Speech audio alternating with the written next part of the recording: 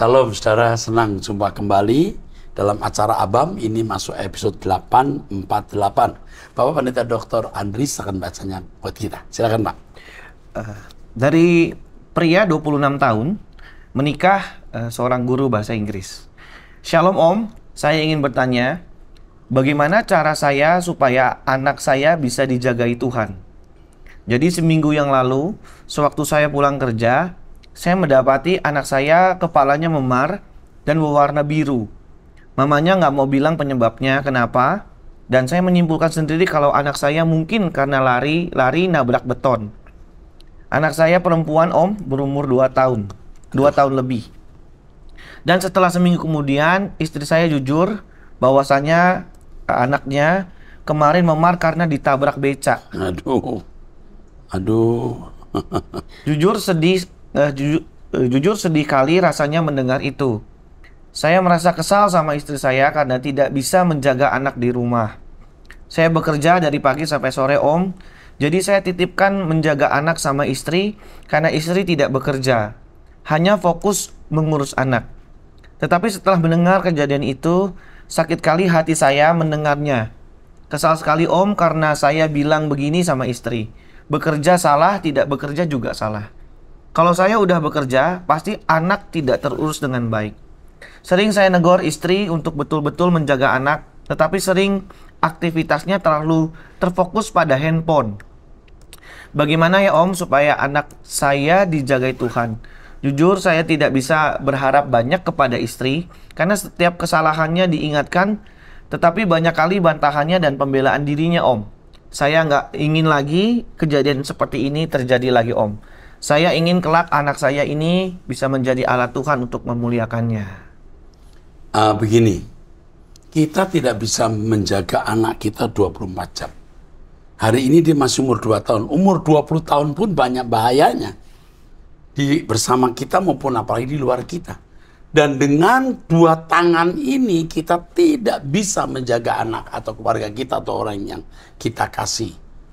Lalu bukan berarti lalu kita sembarangan ya. Kita harus maksimal. Tetapi kembali semua tergantung tangan pemeliharaan Allah. Jadi bagaimana caranya? Hidup suci. Jangan melukai hati Tuhan. Lalu yang kedua, walaupun istri tidak bekerja, tapi istri juga pasti memiliki kelalaian. Manusia selalu ada kelalaian. Ya. Apapun dan bagaimanapun selalu ada. Sudah keadaan demikian, anak sudah ditabrak becak, lalu mau apa? Nggak usah marah-marah. Beritahu istrimu, besok lagi jangan gitu ya Mam. Ya, istrimu main game ya, atau pegang handphone terus. Coba dinasihati pelan-pelan, tapi jangan marah. Kamu tadi bilang kerja salah, nggak kerja salah. Itu Anda itu mau main skak, mau ngajak ribut dengan perkataan itu. Mestinya Anda diam. Diam itu mendatangkan damai sejahtera. Amin ya. Oke, Tuhan Yesus memberkati. Teruskan. Selanjutnya dari pria 33 tahun menikah di Surabaya. Shalom, saya mau bertanya mengenai Ibrani pasal 1 ayat 5-14 yang menjelaskan tentang Tuhan Yesus. Terima kasih atas jawabannya. God bless you. Di dalam Ibrani itu dikatakan Yesus yang menciptakan alam semesta. Padahal kata aionas itu tidak berarti alam semesta. Lebih berarti zaman-zaman. Nah, seringkali ayat itu dijadikan sarana landasan untuk memandang Trinitarian. Ya. Yang benar, Yesus yang menciptakan keadaan baru atau zaman baru atau aionas. Sama seperti Kolose pasal 1 ayat 15, 16, 17. Ya, saya kira cukup itu. Jadi aionas sebenarnya. Iya Pak. Bukan alam semesta. Tetapi nanti saya akan bahas khusus Kolose, Yohanes pasal 1 yang selama ini menjadi landasan Trinitarian, ternyata maksud ayat itu jauh dari konsep Trinitas. Oke, nanti kita akan jelaskan. Sementara saya beritahu ini dulu cukup. Terus. Selanjutnya wanita 60 tahun menikah. Shalom Pak, saya ingin memiliki buku dari Bapak Pendeta Eras, tetapi saya bingung caranya bagaimana. Saya tiap hari dengan khotbah dari YouTube dan iman saya bertambah lewat khotbah Bapak. Saya selalu berdoa supaya Tuhan beri sehat kepada Bapak dan tim, supaya kita bisa dengar firman yang benar-benar sangat menguatkan iman saya. Terima kasih. Buku akan dikirim staf saya. Ya, oke, teruskan. Selanjutnya wanita 42 tahun menikah, 3 anak di Lampung.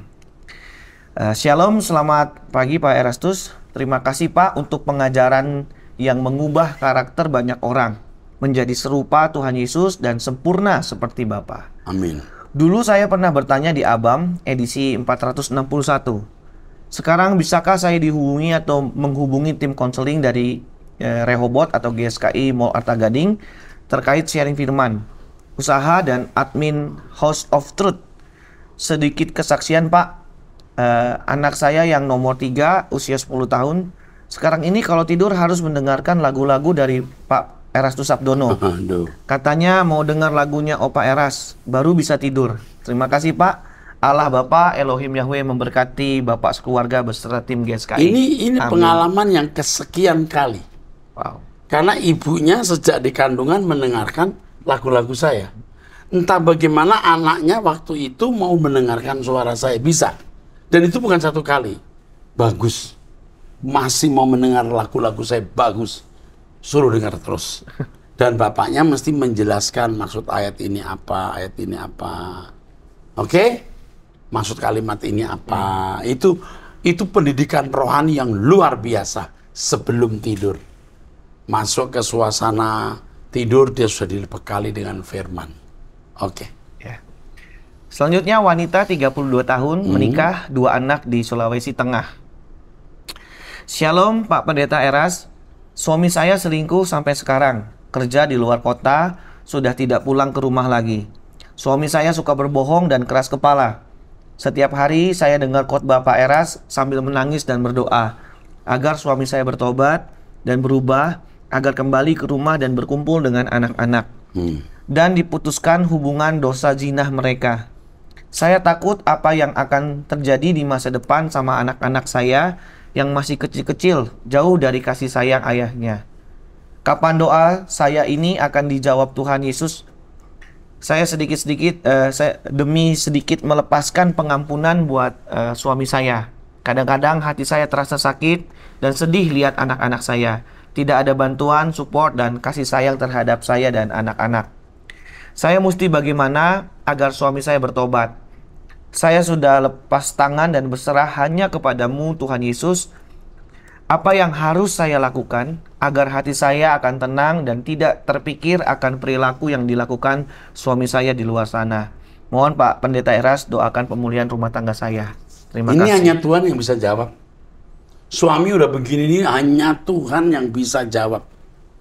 Jadi yang kamu lakukan hanya berdoa saja, lalu tunjukkan perilaku yang lemah lembut, yang agung kalau berinteraksi dengan suami.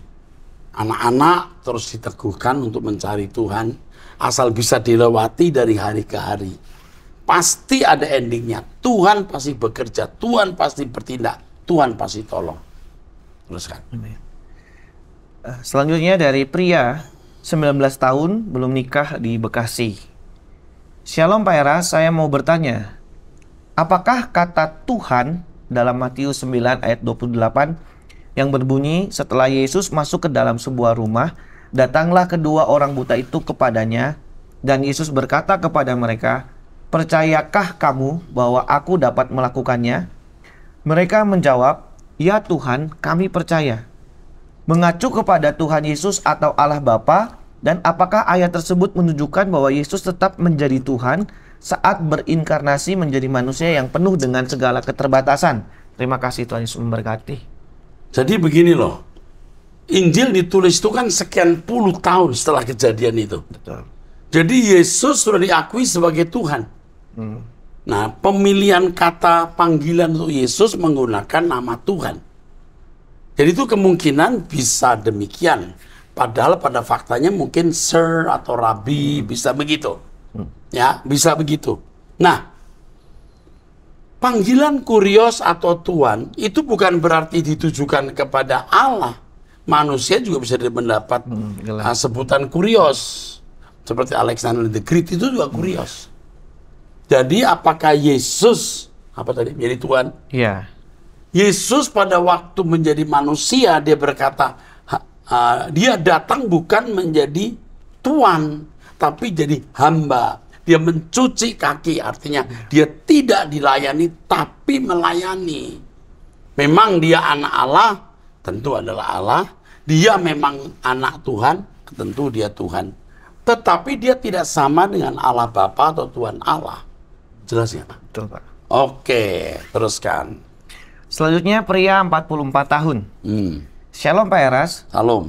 Ketika menginjak usia di atas 40 tahun, Ya. ada penurunan kualitas fisik. Ya, Namun sejak saya mencoba mengikuti lifestyle diet anti-inflamasi, intermittent fasting, olga, pola makan saya berubah, olahraga pernapasan, dan perubahan drastis di tubuh saya. Menjadi lebih mudah sabar, tenang, fisik kuat. Usul saya Pak, untuk pengikut Truth ID, bahkan mahasiswa Bapak, usul saya pola hidup, lifestyle seyogyanya dirubah, supaya benar-benar menjadi manusia unggul. Sehat fisik dan hidup kudus menurut saya dua-duanya harus selaras. amin. Bahkan wajib puasa minimal 12 jam, Pak. Buka tutup puasa dengan makanan yang benar. Saya yakin akan sangat membantu mahasiswa dalam belajar, tidak gampang sakit, fokus dan tidak ngantukan. Selain itu, saya sering lihat di Abam banyak yang share sakit autoimun, kanker, diabetes dan lain-lain. Dengan pola hidup yang benar, banyak yang bisa sembuh. Di bawah ini saya share link-link yang mendukung atau menolong memahami cara lifestyle. Terima kasih Pak. Oke, God bless you. ini masukan yang sangat bagus. Harus kita pertimbangkan dengan serius. Ya memang masalahnya jemaat mahasiswa kita bangun jam 4 pagi. Ya. Ya kan? Betul. Kadang-kadang ya emang kurang tidur. Tugas dari pagi sampai malam. Waduh, hampir setiap hari. Nah, maka nanti harus dipertimbangkan bagaimana tepatnya. Tapi bagi Bapak Ibu, saudara-saudara sekalian, intermittent kita juga sudah lakukan ya. Ya, sudah lakukan. Hanya kita kadang-kadang tidak tertib ya. Atau karena harus minum obat sehingga tidak intermittent fasting. Tapi bagus. Puasa itu bagus.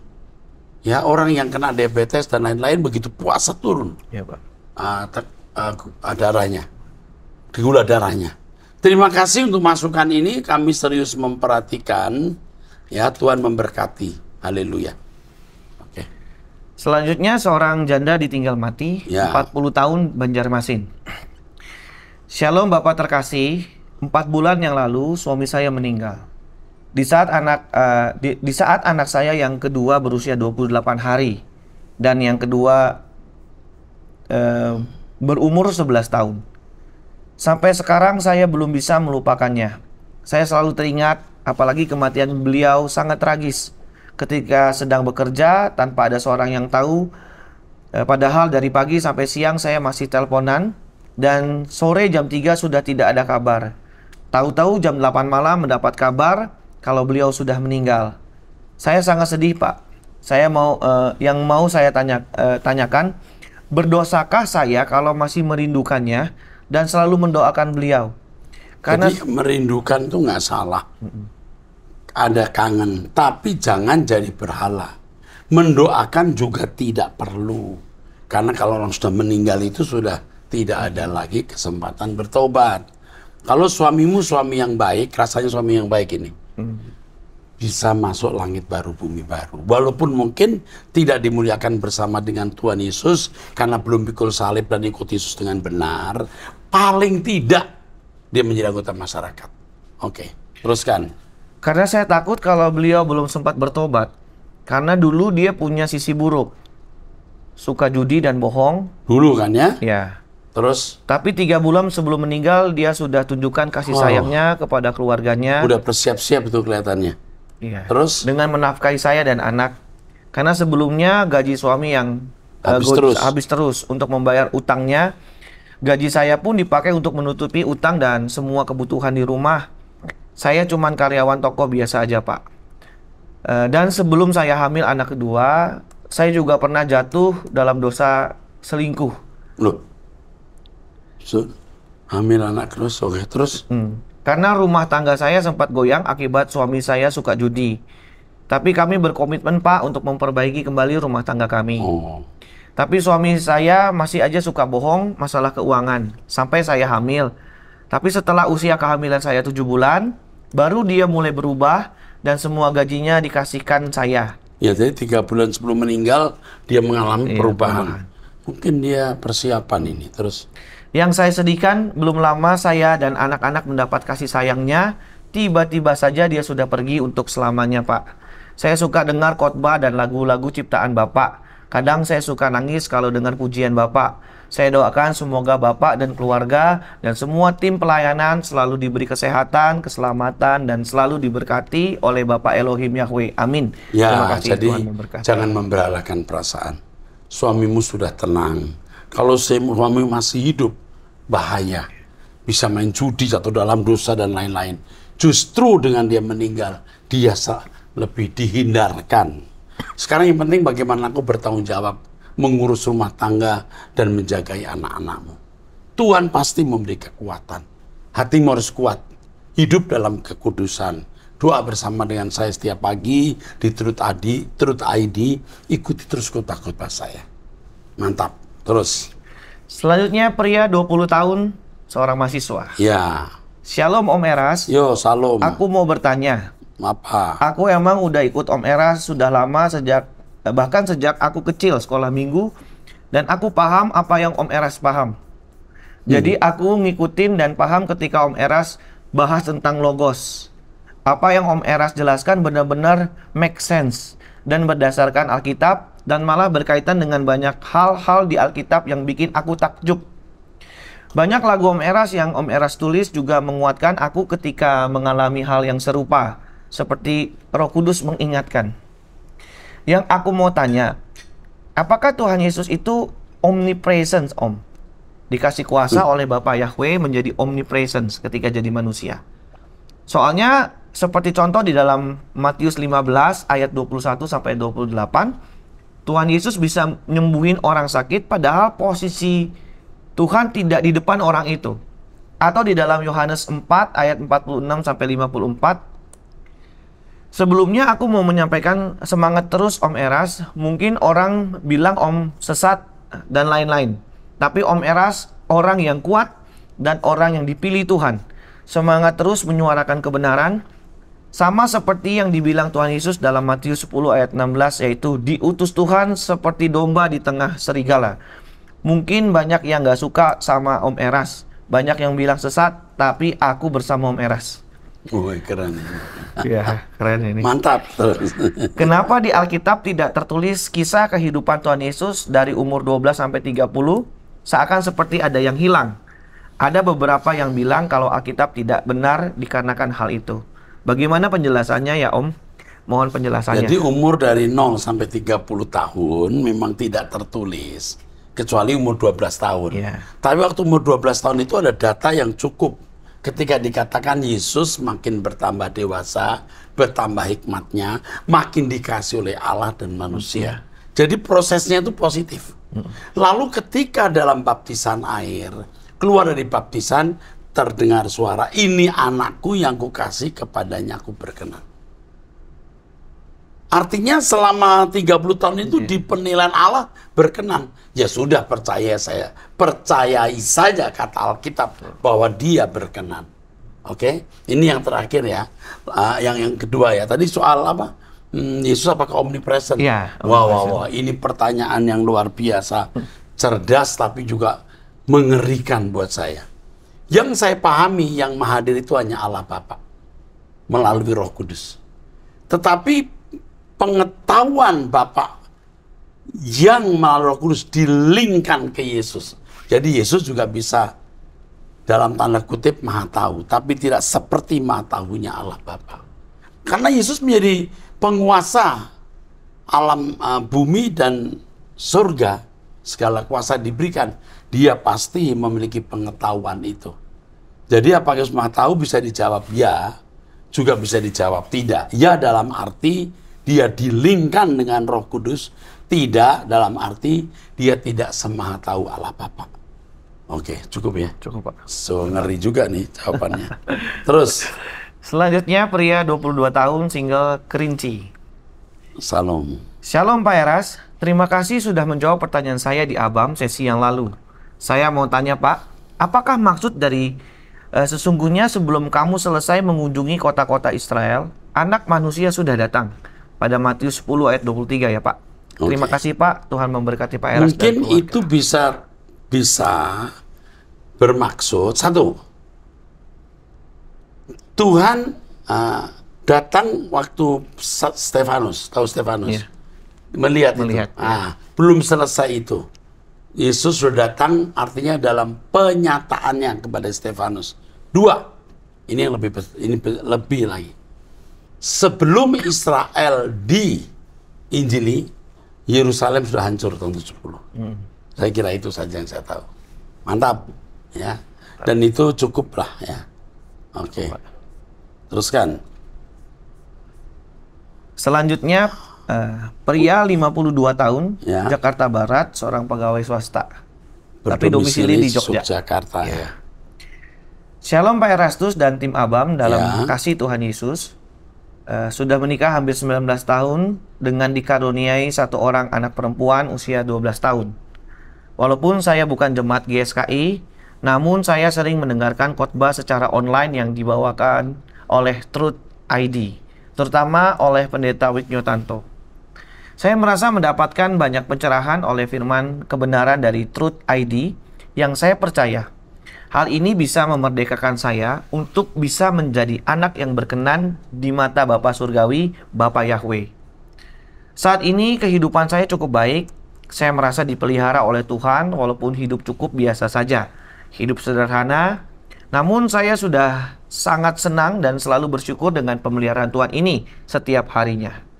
Saya mau bertanya, apakah boleh jika suatu saat nanti saya mengikuti doa pelepasan khusus atas diri saya? Karena saya memiliki keterikatan dengan roh kegelapan yang mencengkram saya sejak saya masih kecil dan masih terbawa hingga hari ini, dan saya masih belum mampu melepaskan beban ini walaupun dengan berdoa secara mandiri. Mohon maaf sebelumnya bahwa singkatnya saya sampai saat ini masih sering melakukan onani atau berfantasi seks serta menonton film porno. Saya sudah berusaha keras untuk mematikan keinginan daging ini, namun masih belum berhasil. Namun untungnya saya belum pernah melakukan perzinahan atau berhubungan dengan PSK dan sejenisnya karena saya masih takut dengan hukuman Tuhan. Oleh karena itu izinkan kiranya agar saya dapat dibantu agar bisa melepaskan diri dari keterikatan dengan roh kegelapan ini yang sudah lama mencengkram diri saya. Terima kasih banyak atas atensinya. Saya percaya Tuhan Yesus akan memberkati Bapak dan tim Abam. Selalu kuat dalam menyampaikan firman Tuhan yang sejati yang hanya berasal dari Allah Bapa Elohim Yahweh. Firman yang akan memerdekakan setiap orang yang percaya. Amin. Begini loh, orang kali terikat dengan dosa yang terkait dengan seks, itu bisa karena memang libidonya kuat. Dan dia tidak berusaha untuk membunuh, mematikan nafsu itu. Jadi rasanya dia akan tercengkram terus. Dia harus berani mengatakan tidak untuk nonton film video porno. Harus berani mengatakan tidak untuk masturbasi. Berat. Tapi kalau itu dibiasakan, maka bisa. Jangan karena merasa itu karena ada setan, didoakan ternyata masih ada. Tapi kalau memang ada ikatan kuasa gelap dengan tanda-tanda yang jelas, datang ke gereja di mana Pak Pendeta bisa lepaskan, supaya dilepaskan. Kalau ada di sekitar Jakarta, datang di Mall Arta Gading lantai 5, didoakan di sini. Tuhan berkati. Oke, jelas ya? Jelas Pak. Oke. Selanjutnya wanita 12 tahun, pelajar Surabaya mau dibaptis. Remaja ini ya, terus. Maaf Om Eras, Mau tanya ya? saya ingin bertanya lagi. Saya punya satu keinginan Om Eras, saya ingin dibaptis oleh Om Eras. Dulunya saya takut dibaptis karena saya takut tidak siap dan jika saya mengulangi dosa-dosa saya lagi, pasti akan mengecewakan dan membuat hati Tuhan sedih. Namun belakangan ini saya ingin dibaptis, mungkin karena saya sudah siap dan benar-benar ingin memuliakan, berjuang untuk Tuhan, hidup kudus, suci, taat, tidak bercacat dan bercela, berkenan di hadapan Tuhan. Terima kasih Om Eras, semoga Om Eras di Surabaya bisa membaptis saya. Tuhan Yesus memberkati. Jadi begini, banyak orang takut dibaptis. Baptis itu lambang kematian toh. Takut berbuat dosa lagi. Ini tipuan setan. Seandainya berbuat dosa lagi, ya minta ampun. Tuhan ampuni, bikin dosa lagi, ya minta ampun. Itu proses untuk didewasakan. Kita pengajar namanya Evelyn ya. Evelyn ya biasanya kalau baptisan dilakukan oleh staf Om Eras. Tapi nanti bagaimana ya, kita lihat ya. Apakah saya berkesempatan membaptis. Tapi kamu anak baik dan ikut Om Eras terus ya. Turut ID doa pagi nak. Kamu akan jadi orang yang luar biasa. Aduh, I love you. Amin. Terus. Baik. Dari wanita ya. Ya, wanita 53 tahun Nias Barat. Iya. Shalom Bapak rohaniku. Kami sangat butuhkan dukungan doa dari Bapak. Walaupun Bapak banyak orang berkata pengajaran Bapak sesat. Tapi kenapa perasaan saya sejauh ini semakin Bapak dibilang sesat, aku makin percaya pada pengajaran Bapak. Amin. Oh iya Bapak. Akhir ini kami punya pergumulan hidup, baik dalam keuangan, biar Tuhan membuka jalan bagi kami untuk buka usaha pada tahun ini. Saya percaya Bapak, walaupun dunia ini menutup jalan bagi kami untuk membuka usaha, jika Tuhan yang berkehendak, tidak ada yang mustahil bagi Tuhan, pasti sanggup. Demikian masalah kerohanian anak kami, supaya biar Tuhan yang berkarya dalam pertumbuhan iman anak-anak saya Bapak. Walaupun saya tidak satu organisasi gereja dengan Bapak, tapi saya akui pengajaran Bapak cukup mengubah pola pikir saya, tidak mencintai harta dunia dan tidak cinta kemewahan dan kenikmatan dunia. Ini doakan kami, Bapak, biar kami dikuatkan oleh Tuhan dalam menjalani hidup ini, biar ketemu Bapak di langit baru, bumi yang baru nanti. Amin. Demikian juga penyakit stroke yang saya derita saat ini. Kasihan ini. Bapak mohon doa kesembuhan supaya saya bisa beraktivitas kembali seperti semula. Mohon maaf Bapak jika keluhan saya banyak. Saya doakan kiranya Tuhan memberikan Bapak kesehatan, umur panjang, supaya banyak orang dimenangkan dan diselamatkan lewat pengajaran Bapak. Terima kasih Tuhan menolong kekasih ini dalam nama Yesus Kristus. Bapa dalam surga, tolonglah kekasih kami ini. Amin. Oke. Ya, ini terakhir sekarang. Terakhir, Pak. Ya. Baik. Dari pria 24 tahun belum nikah, seorang mahasiswa. Shalom Pak Erastus dan tim. Saya ingin bertanya, Pak. Saya memiliki banyak kepahitan, Pak. Saya dulunya korban bullying dan pelecehan, sehingga mengalami trauma berat. Membentuk kepribadian saya yang keras kepala, sering takut, sering merasa rendah diri, dan sering khawatir. Saya sadari setiap kelemahan saya, Pak, dan selalu berdoa meminta Tuhan untuk melepaskan kepahitan saya. Berdoa untuk setiap orang dalam masa lalu saya. Dalam keseharian saya, kadang saya merasa sudah terlepas dan hidup dengan baik, berpikir positif, membaca Alkitab, dan sering membantu menguatkan teman-teman dalam menghadapi masalah mereka dengan memberi ayat-ayat emas dari Alkitab yang sesuai dengan masalah mereka. Tetapi di saat perasaan saya sedang memburuk dan jenuh, maka semua kepahitan itu muncul lagi, Pak. Membuat saya merasa tidak sanggup untuk menjalani hidup saya. Kehilangan semangat, sampai sering terbawa mimpi buruk. Waduh. Dan juga ketika saya marah, saya menjadi seperti bukan diri saya, Pak. Termasuk merasa marah terhadap orang tua saya, Pak. Tanpa alasan yang jelas. Saya sangat ingin melepaskan kepahitan saya, Pak. Karena saya merasa tidak mengenal diri saya. Merasa bersalah, merasa tidak layak bahagia, dan tidak layak di hadapannya. Apa yang harus saya lakukan untuk terlepas dari itu semua, Pak? Mohon pencerahannya, Pak. Terima kasih. Shalom. Ini sudah depresi nih. Ini mesti dibantu nih. Nanti dibantu nih. Nah, udah depresi nih. Dibantu. Oke, saya kira kita akhiri sampai di sini. Kita masuk episode yang akan datang. Tuhan berkati.